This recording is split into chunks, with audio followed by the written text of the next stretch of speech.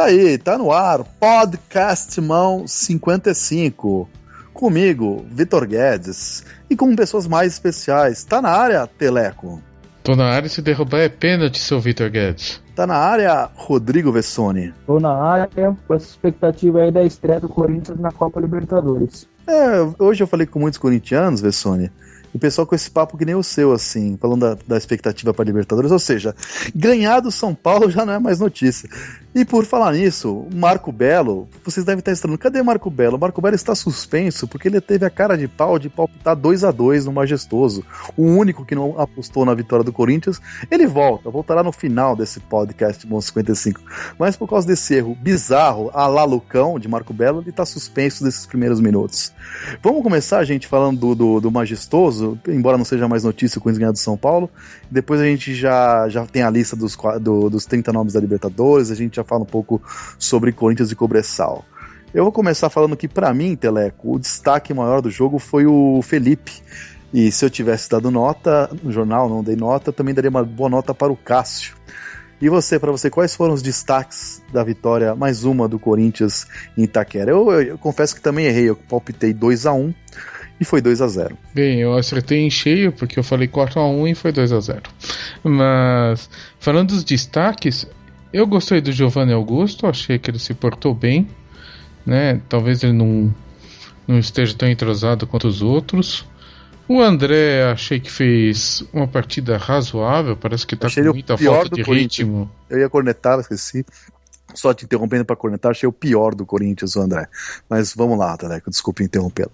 Eu achei que ele tava com falta de ritmo, né? Por exemplo, eu gostei que, por exemplo, naquele lance que teve aquela assistência linda, lembrando o Zenon do Lucão, ele deu um passe bem em profundidade pro Giovanni Augusto, né? Que foi uma novidade no jogo, porque era só aquele toquinho aqui, toquinho ali, né?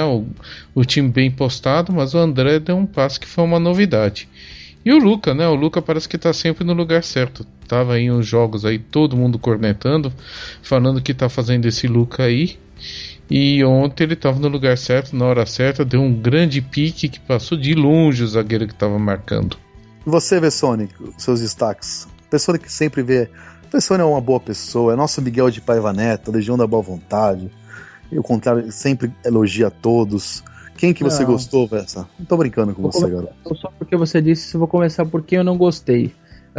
Acho que o André foi o que eu menos gostei. Ele primeiro, mas era o primeiro jogo, enfim, é muito compreensível isso. Tem muita coisa pela frente, só lembrar o que o Wagner Love demorou pra destrinchar, etc. Não dá pra querer que o André vá... Foi uma gestação, foi 9 meses mais ou menos o Wagner Love. E o André vai muito bem já no primeiro jogo. Ele tava travado, você percebia que não tava solto, não tem entrosamento ali com ninguém ainda, enfim. Eu acho que o André não foi bem. Em relação aos melhores, eu gostei muito do Rodriguinho enquanto ele teve fôlego. O Rodriguinho, normalmente, se o torcedor perceber nas partidas, há 2 Rodriguinhos em cada jogo. O que ele, enquanto ele tem fôlego, foi o dono do meio de campo ali no primeiro tempo do Corinthians, deu chapéu, driblava, achava os companheiros, ajudava na marcação, foi muito bem. Só que quando o gás abaixa, não adianta, ele se torna um dos piores jogadores, ele tá com essa queda física, é nítido isso.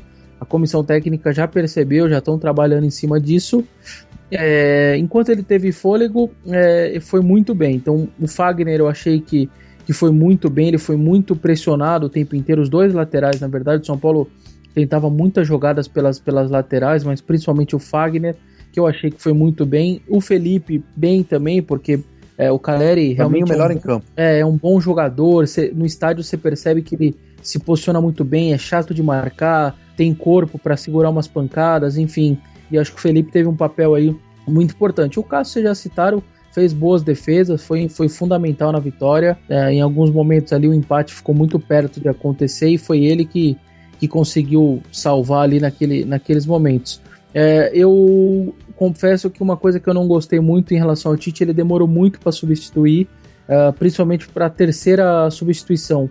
Era nítida a queda de física de Giovanni Augusto, de André, o André já tinha até acho que saído, do Rodriguinho. Ali, quem ele substituísse para poder dar um gás, certamente teria ajudado muito. E você percebia até um pouco o torcedor, o Tite, tá na hora, porque o São Paulo vinha pra cima, etc. Acho que o Tite demorou muito, mas ele... Mas aí, Vessa, aí eu até entendi o Tite, eu achei que ele demorou pra fazer muito a primeira substituição, quando ele colocou o Danilo até no lugar do André, que o André já tava sentindo o ritmo, enfim, porque a terceira eu entendi, até pelo motivo que você citou. Tinha vários jogadores desgastados e o Arana com o amarelo, enfim, o Rogério pressionando no setor. Eu acho que ele ficou com medo de queimar a substituição e alguém não aguentar. Então acho que ele enrolou o máximo que deu justamente para deixar os jogadores ver quem ia morrer primeiro. Assim. Eu tive essa leitura, pelo menos. Eu acho que ele demorou um pouco na primeira substituição. E antes de voltar a bola para você, eu queria também esqueci de elogiar o Paton Bausa, né? Que foi decisivo na vitória do Corinthians ao escalar Centurião, que é um horror, né? Não joga nada, como é ruim esse jogador. E o Lucão, né? Que é outro daqueles grossos eternos que sempre falam, não, mas esse tem futuro. O último do Corinthians que foi assim foi o Lulinha. Tô esperando até hoje ele virar esse grande jogador. Zagueiro de seleção, a gente viu no Corinthians Marquinhos e o Wendel também, viu no que deu, nada. Não o Marquinhos que tá no Paris Saint-Germain, aquele outro Marquinhos que estreou marcando o Romário, que ia ser um craque, hoje tava na Figueirense, não jogava nada. Então o Bausa foi até mais decisivo que o Tite, acho que nessa vitória do Corinthians, mas sobre a substituição eu entendi, porque realmente dava pra perceber nitidamente que o Corinthians não estava aguentando mais que um jogador, né? Agora, me impressionou mais uma vez o Felipe, e só uma coisa que eu queria registrar, e eu queria a opinião de vocês dois, que me incomodou um pouco, eu não tô aqui elogiando muito a torcida, não fico toda vez elogiando Gaviões, Pavilhão 9, Estopinho, quem quer que seja, e às vezes eu nem concordo com as reivindicações da torcida, quer que seja, mas enfim, achei mais uma vez patético o comportamento do árbitro Luiz Flávio de Oliveira ao parar o jogo e pedir pro Felipe falar pra torcida tirar faixa que não tinha nenhuma conotação racista ou xenófoba ou preconceituosa ou homofóbica, o que quer que seja. Protestava contra o ingresso, contra o ladrão de merenda e contra a Rede Globo de televisão, sem usar nenhuma palavra de baixo calão. Enfim, você pode até concordar ou não com uma ou outra reivindicação, mas não há nada na Constituição brasileira que proíba pessoas de protestarem contra o que quer que seja. Então foi patético o árbitro parar o jogo, como já tinha sido no último jogo, né? Não lembro agora o jogo que aconteceu a mesma coisa, que a polícia deu porrada, que foi ridículo.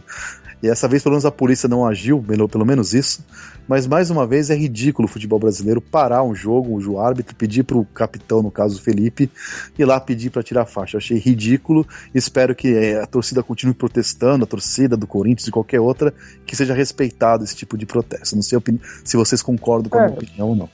E mais do que, e assim, eu isento completamente o Felipe também, completamente. Não, eu tô criticando o árbitro, não o Felipe. O Felipe foi lá fazer o papel dele, enfim, que o árbitro mandou.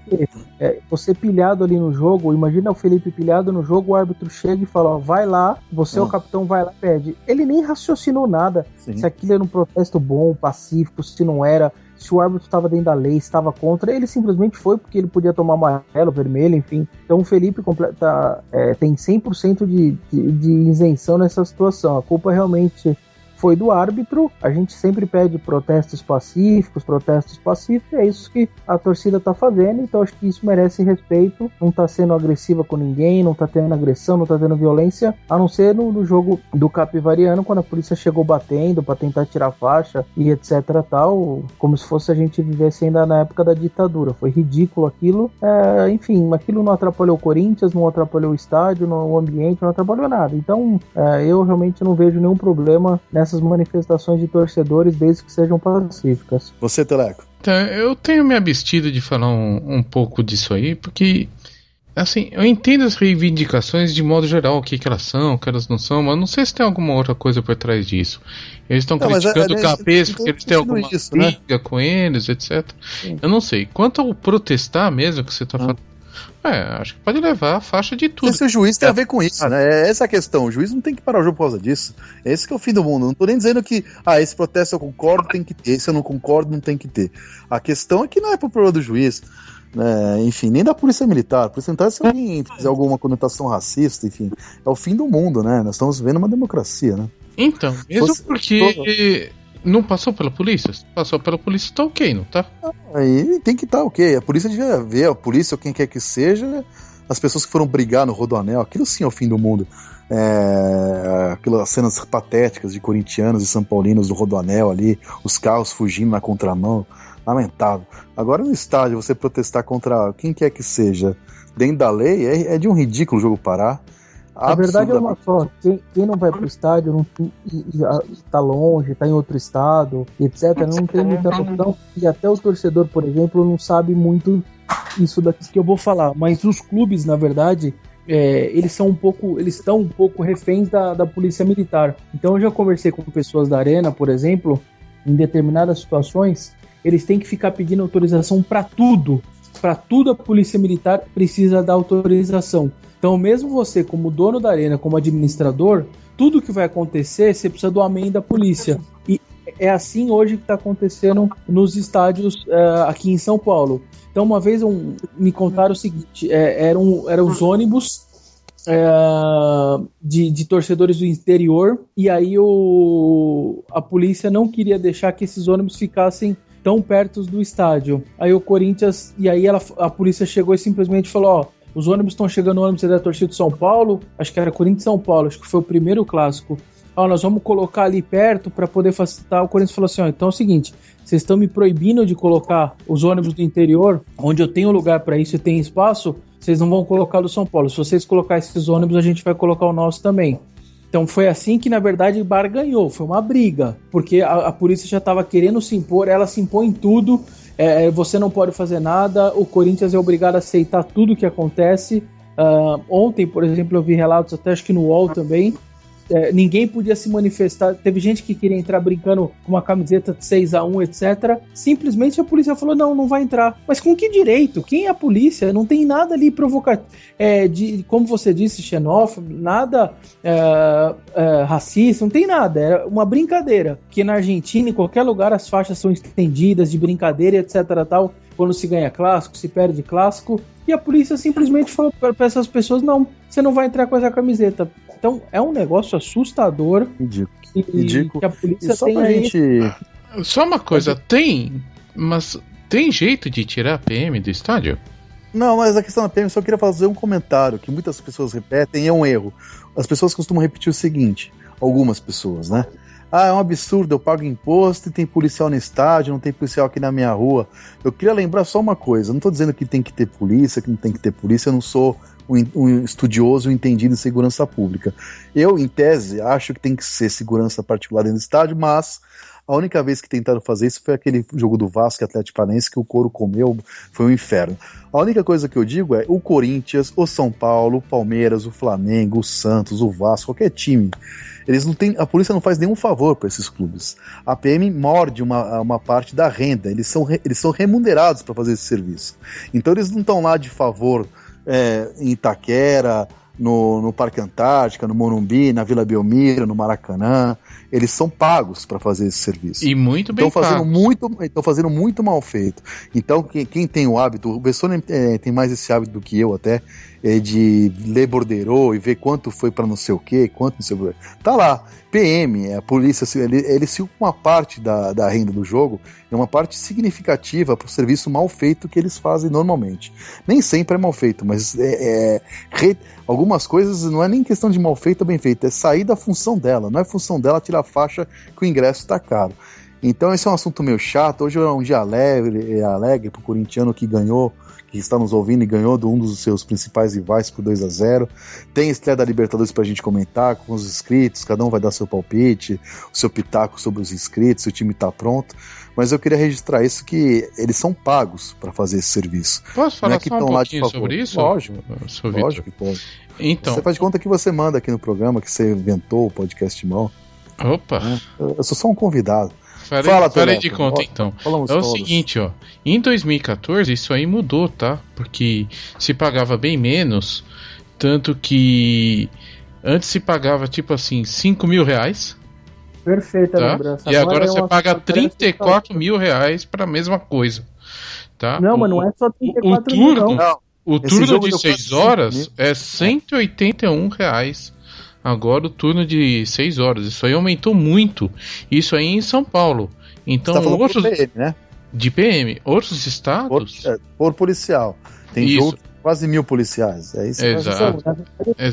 Eu só comparei aqui, tá? Eu tava vendo aqui uma... Quem pegar o borderô, se você pegar o borderô de clássicos, é de 100 a 110 mil que o Corinthians tá pagando, o Palmeiras tá pagando lá na arena dele, de 100 a 110 mil em clássicos. Em jogo normal, se não me engano, dá 40, 50, 60, chega a dar 60 mil.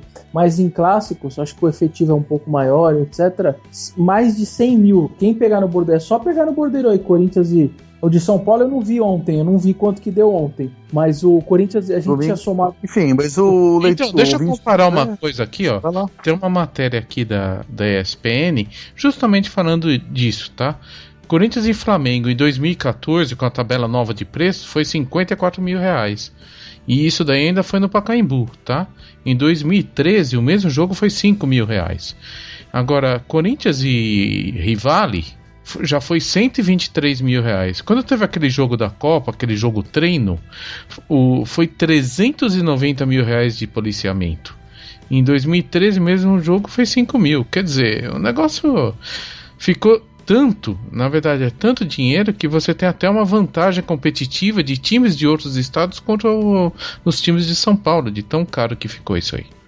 E o serviço melhorou na mesma progressão, né, Teleco?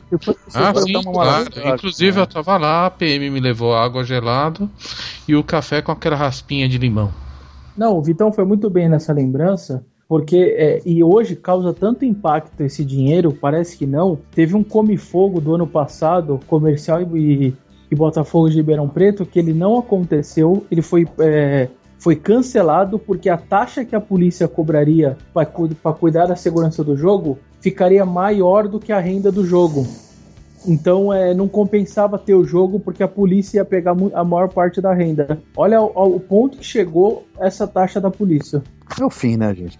Vamos falar um pouco de Libertadores? Alguém quer falar mais uma coisa do Majestoso? Eu queria falar uma coisa ontem sobre o Arana, tá? O Arana tinha bastante questionamento da parte defensiva dele. Eu acho que ele melhorou bem a parte defensiva e continuou forte na ofensiva, né? Ele deu uma bela arrancada ontem, não foi? Eu não vou comentar defensivo porque marcar o Centurion até eu. Então, não tô dizendo que ele jogou mal, mas o Centurion, né, é uma teta, né? Carne assada, é um jogador ruim. Até ele bateu um escanteio lá no Padre Rosalvino, do outro lado da radial, uma coisa patética. Tô brincando, o Lucão foi um lance ridículo, um jogador fraco. O Ganso atuou muito mal, pro lado do São Paulo. Mas esse Centurião, eu ainda não tive a sorte de ver ele jogar bem. Alguém já conseguiu ver ele jogar bem? Eu já vi ele jogar muito bem quando ele jogava na Argentina. Desde que chegou aqui não faz nada. É o De Federico deles, do São Paulo, mas enfim, esse é um assunto pro podcast do São Paulo, não aqui do nosso. Mas ele é muito fraco. Eu acho que não é parâmetro para avaliar o Arana. Até elogiei o Paton pela vitória do Corinthians, porque eu acho que se o Rogério iniciar jogando, e o Rogério não é nenhum Messi, né? Mas já faria diferença, já seria um jogo mais difícil pro Corinthians, que no segundo tempo, quando ele entrou ali, deu alguns cruzamentos, aquele lance que o Mena cabeceou, que foi uma defesaça do Cássio, foi ali do lado dele, um cruzamento do Rogério, né? Mas Centurião é ridículo, então não dá pra avaliar. Eu penso assim, né? Não sei o que o Vessa pensa. Não, eu fico imaginando, se você tá falando isso, você imagina aquele vice-presidente de marketing de São Paulo que liberou 4,5 milhões de euros do dinheiro dele pra... que é ligado lá, a Natura, enfim, ele liberou 4,5 milhões de euros pra contratar o jogador. Você imagina o desespero desse daí que não vai ver o dinheiro de volta. Parabéns aos envolvidos, né? Não dá, né? É muito ruim, enfim, já mostrou, já teve tempo, né? Enfim, problema dele. Então, gente, vamos para Libertadores. Teleco, eu vou pedir para você dar para o nosso ouvinte a lista dos 30 jogadores, mas antes vou te fazer uma pergunta, assim, você é mais bonzinho que eu. Podemos acabar com a suspensão de Marco Belo depois do palpite do 2-2? Podemos chamá-lo para conversa ou não? Eu aprovo. Vamos. Boa tarde, bom dia, boa noite, Marco Belo. Opa, Vitor Guedes, tudo bem contigo? Teleco, Rodrigo Vessone. Antes deixa eu explicar meu palpite. 2-2. Se não fosse o Cássio realizar 2 milagres no jogo, seria 2-2, porque o Iago falhou no primeiro tempo e deixaram o atacante São Paulino, eu não me lembro qual atacante que foi, que na segunda etapa cabeceou livre, o Cássio fez um milagre. Quem foi?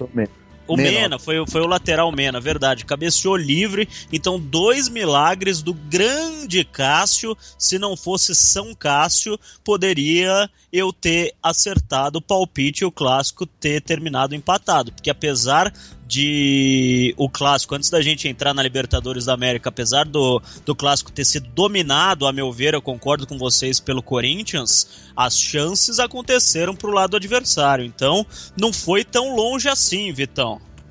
Teleco, o Belo só voltou agora porque agora é Libertadores, você sabe, né? Ele falou 2-2, estava suspenso, majestoso, mas tá ok, as desculpas aceitas. Dá pro nosso ouvinte a lista dos 30 aí com 4 goleiros, não é isso? É isso aí. Ó, goleiros: Cássio, Walter, Matheus Vidotto e Kaique. O que vocês acham aí? Vamos começar pelo Vessone. Bem, eu tô estreando esse quarto goleiro aí, pra falar a verdade. Eu não entendi muito bem. Nas outras Libertadores foram sempre 3. Talvez a contusão do Walter seja mais grave do que a falada. Não consigo entender muito esse quarto goleiro aí, não. Pra mim, eu acho que esse contusão do Walter mesmo, nem que não seja mais grave, Vessone. O que eu acho é que, como pode mudar a cada fase, e também não tinha jogador que ficou fora por causa disso, não tem 30 jogadores imprescindíveis para escalar, o Corinthians começa com 3 goleiros. Se um se machuca agora na ida lá pro deserto, no próximo jogo já ficaria sem reserva no banco. Então eu entendo, nesse caso do Walter estar machucado, 4 goleiros, até porque são 30, né? Não são 22, quer dizer, dá para colocar 4 goleiros. Não vejo problema nisso, até porque no Paulistão são 28 jogadores, né? Não tem muita diferença, enfim, 4 goleiros. Não tem jogador para escalar. Ia botar aqui Alan Mineiro com aquela cintura de kibe dele. E você, Teleco? Teleco não falou, né? Você, Belo. Não, primeiro que o Alan Mineiro tá. Você falou ia botar Alan Mineiro? Ele tá inscrito na Libertadores. Então pode botar 5 goleiros, então. Desculpa. Não, e eu só acho estranho... Eu só acho estranho, eu concordo com o Vessone, é diferente essa inscrição do quarto goleiro, do Kaique, que jamais será utilizado na Libertadores da América, a não ser que caia um meteoro na Terra. Então é uma inscrição mais burocrática, assim, do quarto goleiro na Libertadores. É muito difícil que o quarto goleiro venha a jogar. E o Corinthians contratou um goleiro. O Corinthians trouxe o Douglas do Bragantino, e fica bem claro que foi uma contratação de negócio, porque o Moisés foi emprestado pro Bahia. Todo mundo já sabe que o Moisés não tinha futebol para jogar no Corinthians, mas tudo bem, traz um jogador para compor o elenco, não deu certo, o Tite não gostou, foi emprestado pro Bahia. Agora trouxeram um goleiro, Douglas, que tá treinando, o tal de Frederik, não sei qual que é o sobrenome dele, que ele é conhecido lá, é um sobrenome alemão, mas daí não inscreve na Libertadores, inscreve o Kaique, que é um jovem que vai ter oportunidade daqui 3, 4 anos, porque Katsu trouxeram o Douglas. Fica muito claro que foi uma contratação de negócio, e eles não fazem nem questão de esconder isso. Não sei o que vocês pensam. Fala, Pelé. Sem querer me alongar muito aí no tema, é que o Cássio, acho que o pessoal achava que estava de saída, né? E a cara é que Cássio ainda vai tentar sair no meio do ano. Vamos ver se a gente está enganado.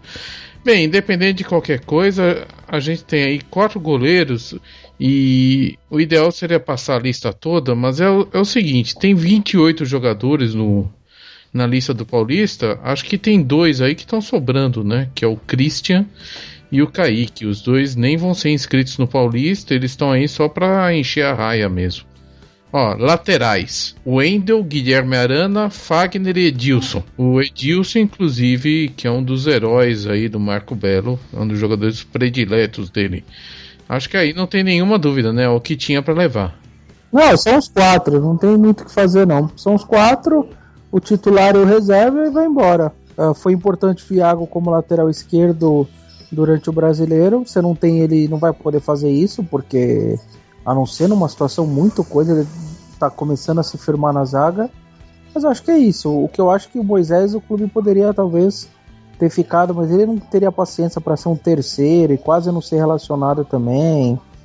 Mas é isso, são os 4 e não tem muito o que fazer, não. Moisés que veio como revelação do Madureira, né? Ainda passou esse tempo aí no Bragantino antes de vir pro Corinthians. Algum comentário, Marco? Lateral, desde 2011, 2012, o Corinthians não se preocupa muito. Parece que não é uma posição que a diretoria gosta de contratar nem super jogadores, mas também o Corinthians não tem muitos problemas. É sempre aquele dá pro gasto. Até os ídolos, Alessandro e outros jogadores que passaram pelas laterais do Corinthians nos últimos anos, o Fábio Santos na esquerda, não eram aqueles baita jogadores de encherem os olhos. Lateral no Corinthians é assim, é o que tem pra hoje. Então tem esses 4 e vamos lá. Eles aí tentaram trazer o Rafinha uma vez, né? E aí, Vitão, Edilson na cabeça? Olha, fazer o quê? O Edilson teve uma fase boa no Brasileiro passado, de 2 jogos, uma fase... Pra ele 2 jogos é uma fase, né? É um jogador fraco, mas eu não tem muito, tá no elenco, jogou, não tem outro, tem que escalar os 4.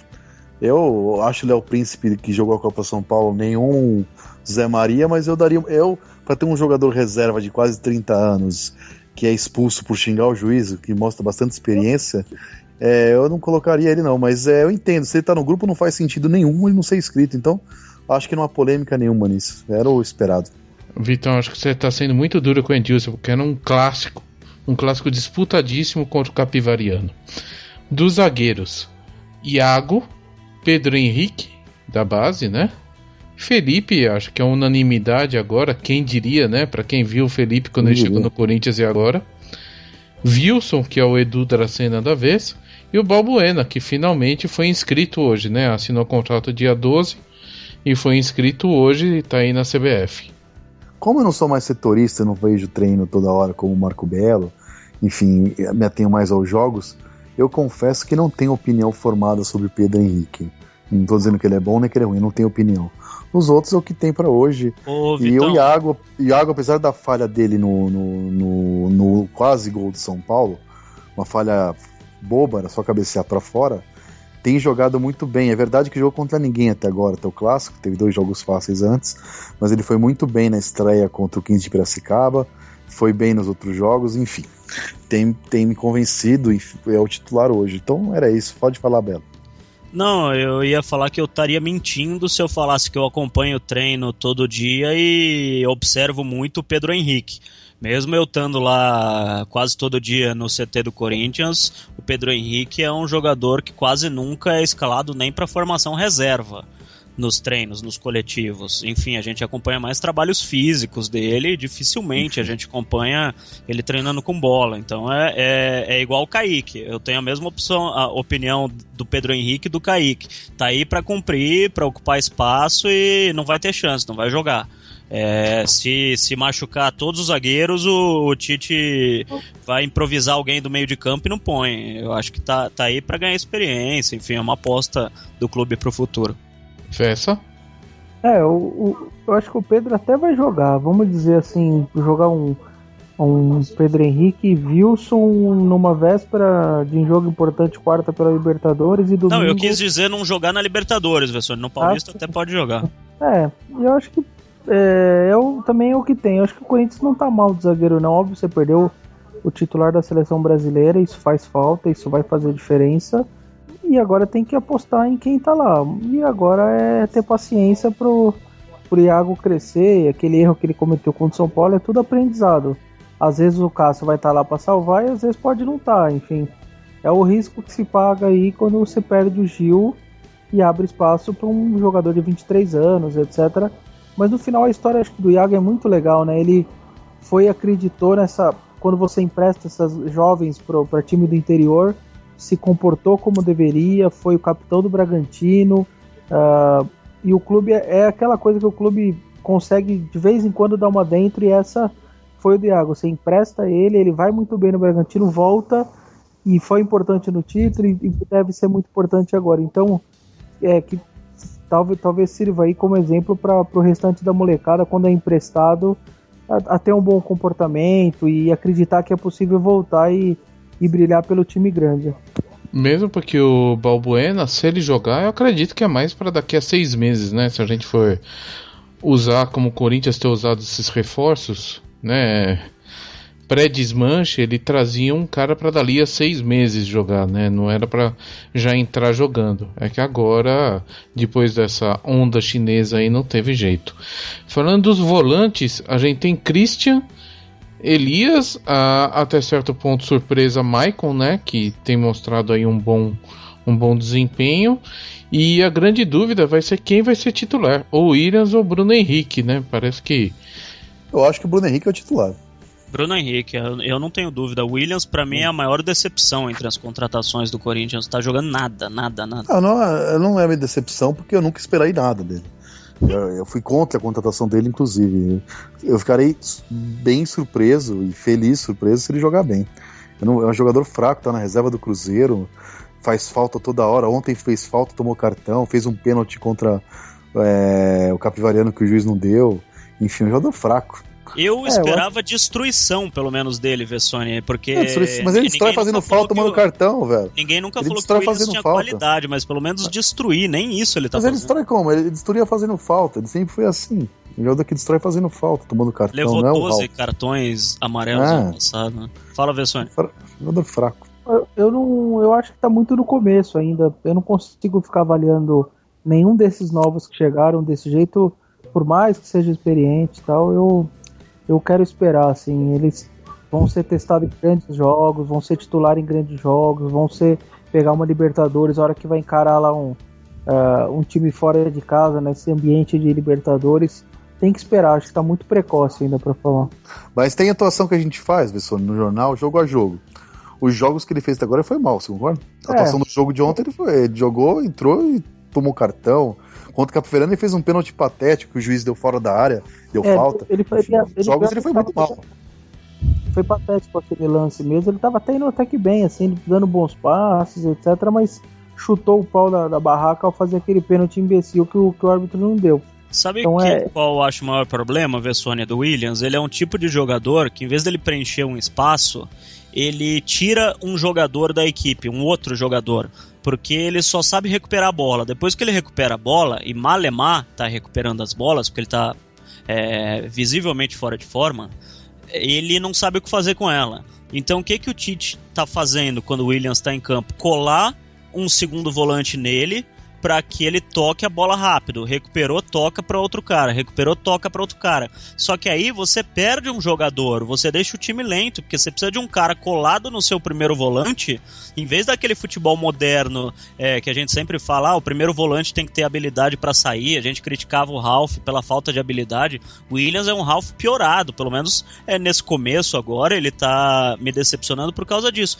Daí o Rodriguinho, o Maicon, os outros jogadores têm que colar nele para receber essa bola no pé, para aí sair jogando, o que faz o time ficar mais lento e perder praticamente um jogador da equipe. Agora, por falar nisso, eu aproveito para dar um erramos meu aqui, porque quando o Vessone, a gente comentou as alterações do jogo, o Vessone falou que te demorou e tal, e eu falei da última e tal, e a primeira substituição não foi o André, né? Foi justamente o Michael pelo Williams, como lembrou agora o Belo. Então, fazendo erramos dentro do podcast, irmão, a primeira substituição, aliás, eu não gostei, cornetei na hora, eu acho que o Corinthians piorou quando entrou o Williams no lugar do Michael. E o Christian, hein, Teleco, você tem alguma informação dessa reviravolta aí, dele ter sido inscrito na Libertadores da América depois de todo mundo falar que não queria contar com ele? Então, o que eu tava pensando aí é que, na verdade, o Corinthians tem 28 jogadores, e esses 2 extras da Libertadores foram bem para encher raia mesmo, né? Que é o Christian e o Kaique, que nem devem ser inscritos no Paulista, mas se você não inscreve ninguém, você perde a vaga de todo jeito. Então inscreveram o Christian e o Kaique. Foi isso aí. Então acho que o Christian continua fora dos planos. Ainda amanhã se pode trocar um jogador dessa lista, se você pagar $10 mil de multa. Ou se não, você troca nas oitavas, você pode trocar 2 jogadores e na semi você pode trocar 4, se eu não me engano. Então é por isso aí, acho que só foi pra encher raia. Não tem tanto jogador, né? Não tem tanto jogador, gente. Mesmo porque eles nem estão trazendo novos jogadores, né? Quer dizer, se tem alguma negociação, tá bem escondida, não vazou nada ainda. O que eu posso trazer de informação nova a respeito disso é que na segunda-feira ficou todo mundo atrás da assessoria de imprensa do Corinthians para que fosse divulgada a lista dos relacionados, e a informação que veio da assessoria foi a seguinte: estamos trabalhando para o preenchimento das inscrições, não sei o que. Deu para perceber que foi o seguinte: não é uma lista que estava pronta há 3 dias, há 4 dias, parece que as discussões foram até o último minuto, e não é por causa do Balbuena, não, porque todo mundo sabia que o Balbuena, assinando contrato, não assinando contrato, ia ser inscrito na Libertadores. Eu acho que as discussões até o último minuto foram exatamente essas últimas vagas. Será que inscreve o Christian? Será que um atacante da base dá chance pra alguém? Ou põe o veterano mesmo só pra cumprir, que nem o Teleco falou? Eu acho que foi uma discussão e todo mundo deve ter dado opinião, deve ter sido quente o papo sobre essas últimas vagas na lista da Libertadores aí. Tem uma outra coisa, né? Em situação normal, nenhum desses daí da rabeira vão jogar, né? Como foi em 2012, jogar, né? São poucos jogos. Discussão pra pouca coisa. Não vai acontecer nada. Vai jogar no 16, 17 no máximo. Porque você tá falando só de 14 jogos na Libertadores, né? Não, é diferente do Campeonato Brasileiro, que são 38, por exemplo. E quando for pra rodar o elenco, vai rodar no Paulista, não na Libertadores, né, gente? Então vai jogar 16, 17 jogadores no máximo. Então, é só na base do desastre mesmo. Falando dos meias, eu queria, na verdade, separar em 2 partes. Primeiro, aqueles que são os principais aí, né? Eu acho que é o Guilherme, o Rodriguinho e o Giovanni Augusto. Daí, logo atrás, viria o Danilo Marlone. E no fim da fila, Alain Mineiro e Matheus Pereira. Quem vocês acham que vai ser o meio-campo titular aí? Olha, eu já tive dúvida no começo, eu já não tenho muito mais. Eu tinha dúvida se ele ia manter o 4-1-4-1, se ele ia ter que migrar com a mudança do elenco. Eu acho que ele vai manter mesmo o 4-1-4-1. Então joga, na minha opinião. Não é nem o que eu acho melhor, mas eu acho que vai virar o titular. Bruno Henrique na direita, no lugar do Jadson, o Giovanni Augusto. Começa jogando Elias, óbvio, né? Se tiver condição física. Rodriguinho. E na esquerda, eu acho que ele vai começar com o Marlone. Esse é o time que não para cobressal. Eu acho que esse é o time que vai virar o titular da Libertadores. Então é Bruno Henrique, Elias, Giovanni Augusto e Marlone. Eu acho que o Guilherme veio para ser o titular, mas o Rodriguinho tem jogado muito bem. Como o Felipe, o ano passado, aqui não perdeu o São Fudraceiro, eu acho que o Guilherme vai virar titular, mas como eu não boto fé no André, eu acho que o Guilherme vai acabar atuando na função do André, pelo bom futebol do Rodriguinho. Eu acho que vai acabar assim, da Bruno Henrique, Giovanni, Rodriguinho, Marlone e o Guilherme na função de centroavante no lugar do André. Eu acho que vai acabar no final da primeira fase, no 5º, 6º jogo, eu acho que esse vai ser o time que vai seguir a temporada. Eu concordo com você a respeito do Rodriguinho. O Rodriguinho tomou o lugar do Guilherme porque tá jogando muita bola e o Tite tá impressionado com ele. Toda a coletiva o Tite elogia o Rodriguinho. Eu só coloco o Luca no lugar do Marlone. Pra mim, o Luca vai ser titular, pelo menos nessa fase de grupos aí.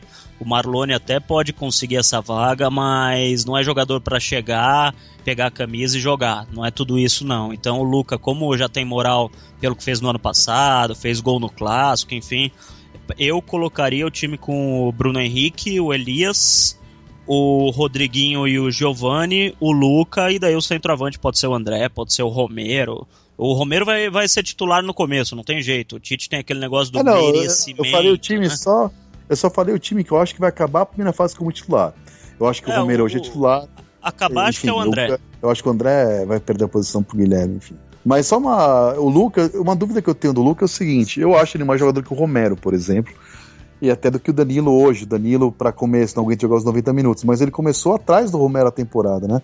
Isso, e jogou ontem, provavelmente, porque foi um mesclado. Se fosse força máxima, ele não jogaria ontem, né? Ou a impressão hoje o time titular seria Luca e Romero, pra mim. Na cabeça do Tite são os titulares, e o Marlone pro futuro. Eu acho que na cabeça do Tite ele tá pensando no Marlone na vaga do Luca, assim como o André naturalmente vai pegar essa vaga do Romero, né? Mas hoje, pro começo de temporada, os titulares pra mim são Luca e Romero, na cabeça do Tite. Vessa?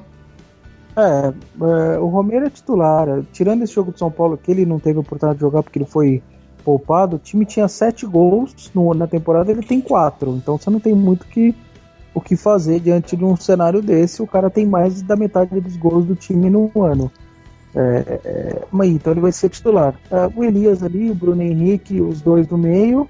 O Rodriguinho, como vocês lembraram, para mim é impressionante o que aconteceu com esse jogador. Ele estava emprestado para a Arábia lá, completamente perdido, e o Tite o recuperou ao trocar de posição. Ele era um meia muito fraco, um meia que não conseguia segurar a bola, que tomava pancada e perdia a bola, e o Tite inventou ele de segundo volante, porque sabia que ia perder o Elias ano passado em alguns jogos para a seleção, treinou ele, e quando ele teve oportunidade, impressionante o crescimento dele como segundo volante. Acho que nem ele esperava que ele poderia jogar tanto, e realmente para mim é um dos melhores do ano até agora, assim.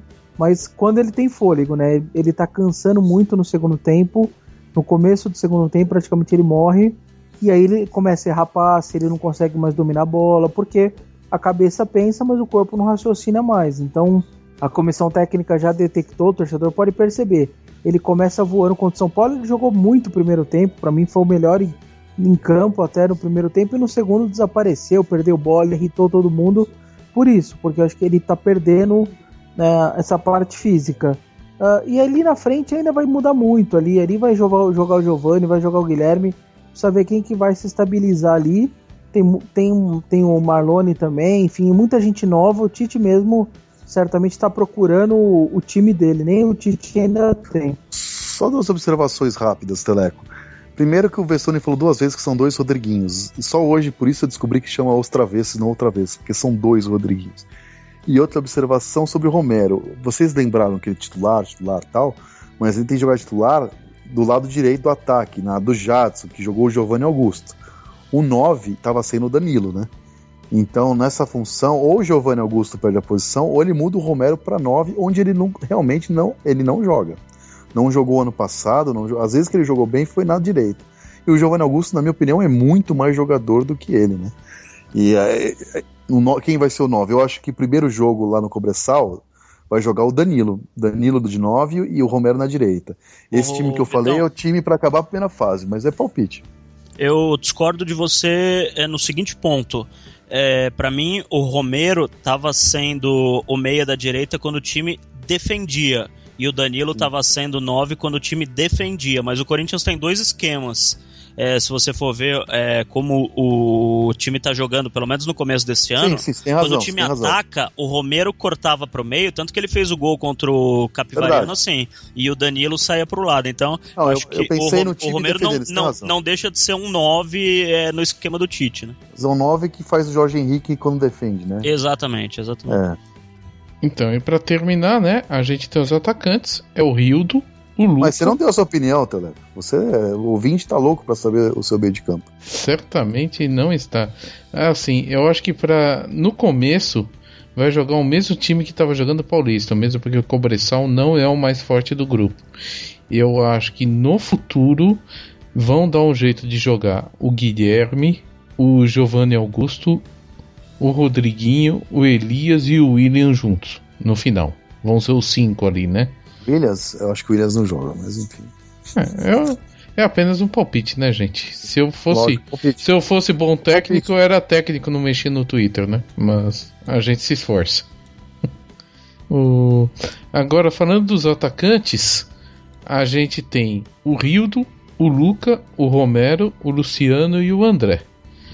Né? Também é mais ou menos o que tem aí, né? O Rildo tá machucado faz um tempão. O Luca andou sendo cornetado aí, parece que ele teve uma partida boa ontem.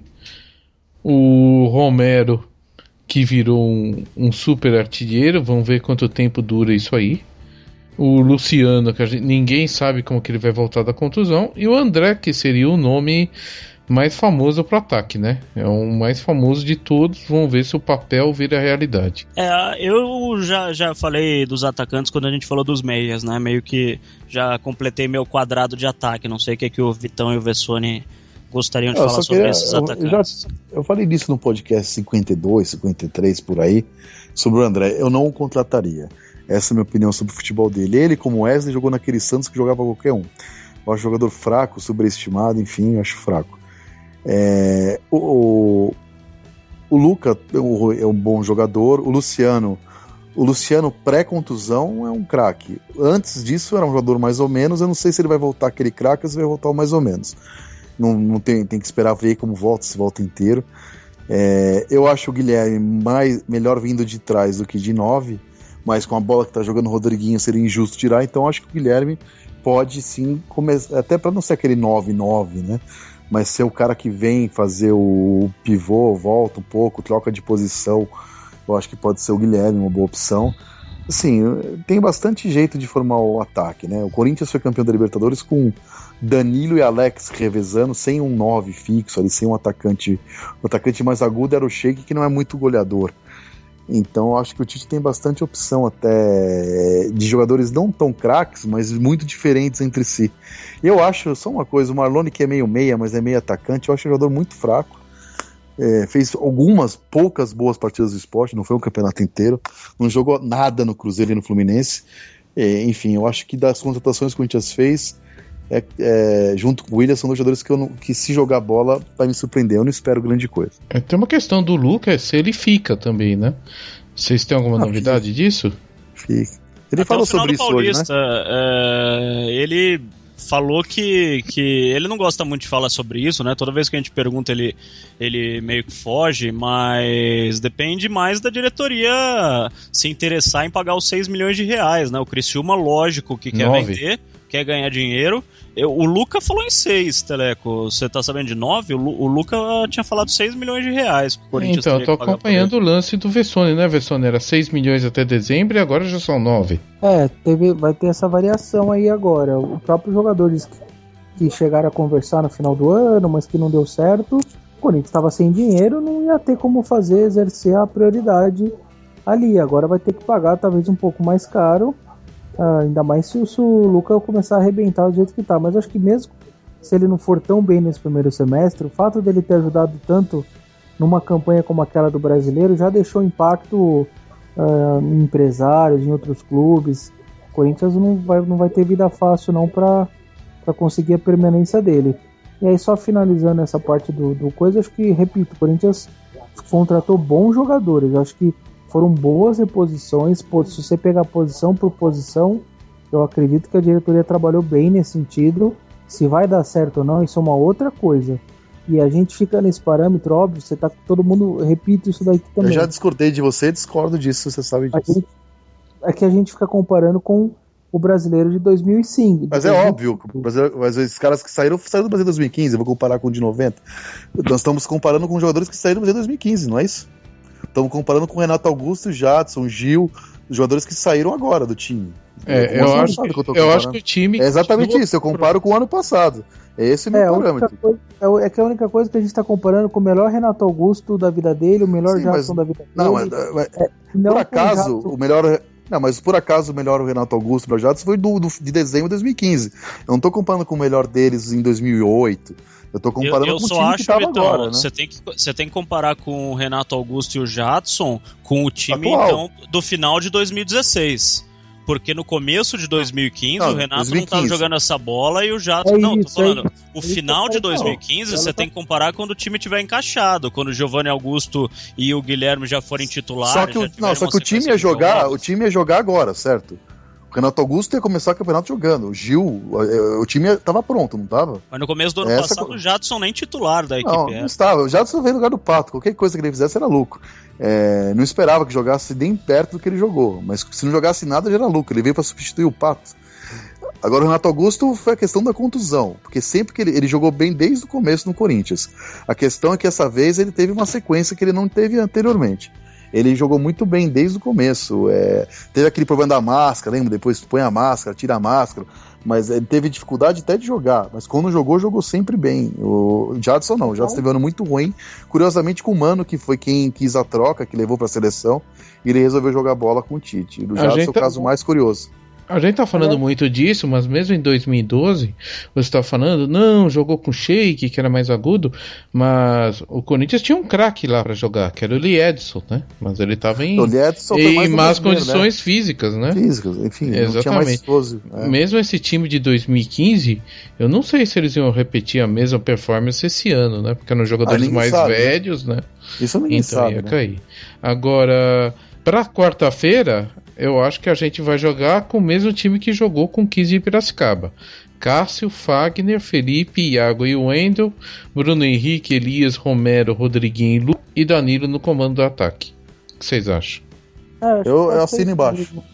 Eu acho que esse é o time.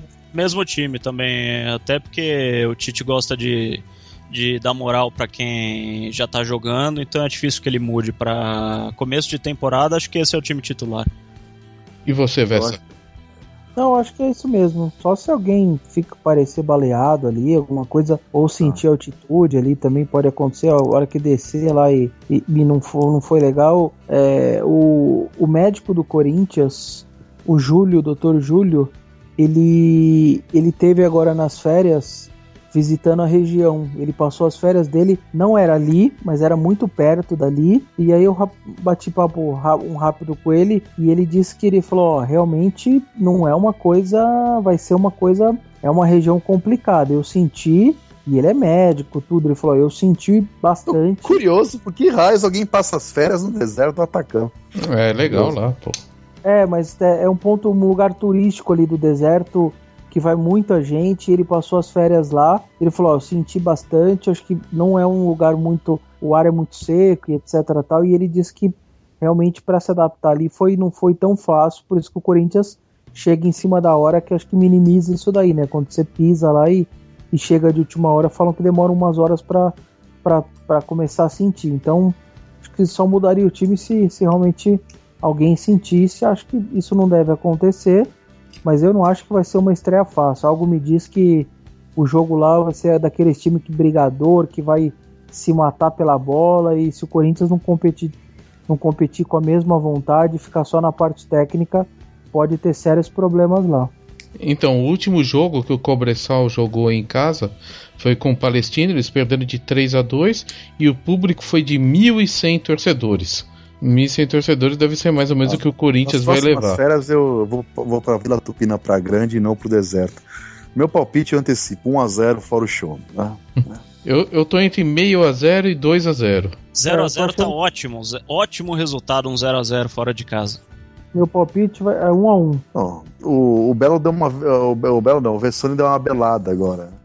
Enfim, eu acho que o Corinthians ganha de 1-0 e tá bom demais. E todo mundo concordou com a escalação. Eu acho que a única mudança possível é o Giovanni Augusto no lugar ali do Luca ou do Danilo, com o Romero. Se for o lugar do Danilo com o Romero avançando, enfim, que eu achei que o Giovanni Augusto foi muito bem contra o São Paulo, e me parece desses reforços o que tem condições físicas melhores. Me parece mais pronto que o Guilherme, com o André, enfim, e o Marlone é um jogador nota 5,5. Então, se tiver alguma surpresa, para mim pode ser o Giovanni Augusto, palpite. E lembrando que esse ano a Libertadores vai parar, né?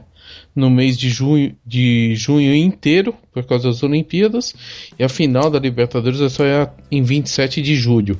Então tem bastante tempo. As Olimpíadas em agosto, Teleco. Por causa da Copa América Centenária. Desculpe. As Olimpíadas em agosto. É a Copa América repetida.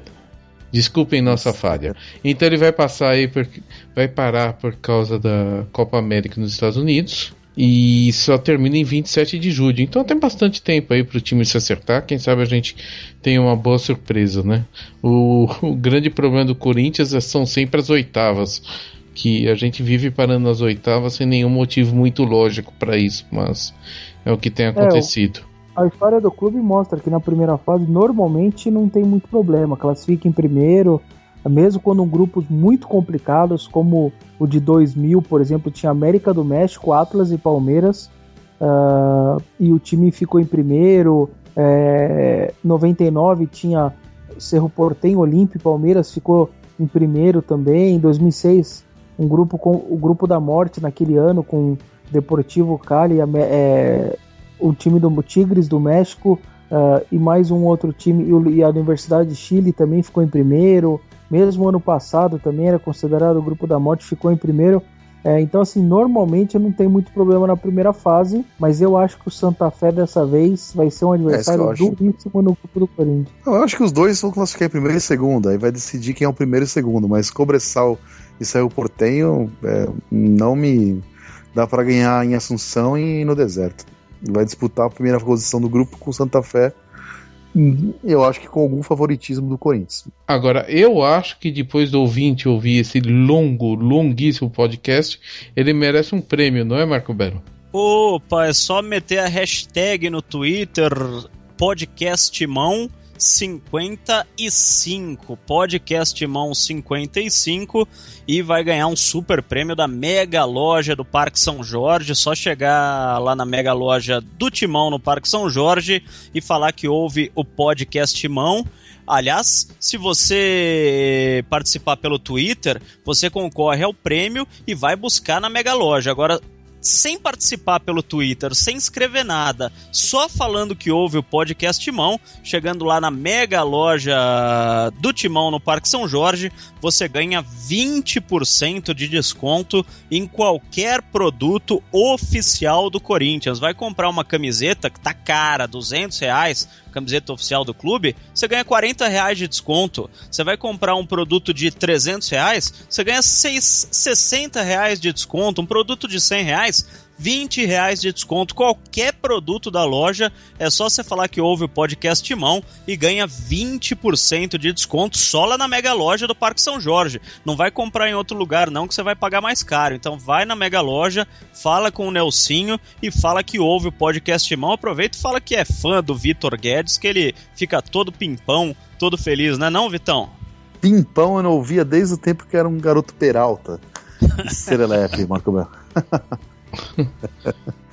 Pimpão é o Armagedon, né? Então, senhores, vamos fechando. Marco Belo, muito boa noite, te esperamos para o podcast Timão número 56. Um abraço aos colegas. Rodrigo Vessoni, muito boa noite. Valeu, um grande abraço a todos, até a próxima. Vitor Guedes, foi um prazer imenso tê-lo aqui. E quando você volta? Começou todo pimpão, eu vou deixar um coração no ar, porque tá tranquilo e tá favorável, tá certo? Futuro a Deus pertence. Vamos ver se eu participo no próximo ou nos outros, enfim, a gente vai falando aí. Um abraço a todos e vai, Corinthians!